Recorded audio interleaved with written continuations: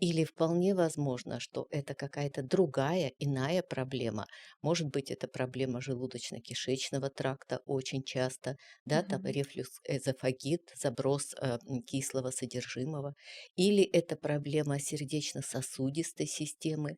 Это тоже, может быть, Мгм. это уже предотек легких, и это связано М. с сосудами. Поэтому обязательно нужно обследоваться. Если мы знаем суджок, это кисть стопа, на кисть проецируется наше тело, и, соответственно, на кисть проецируется зона легких. И профессор Пак Дживу, который открыл эту систему, он говорил о том, что чем хороша система, кроме того, что она понятна, проста, эффективна, она еще хороша тем, что это полное подобие тела.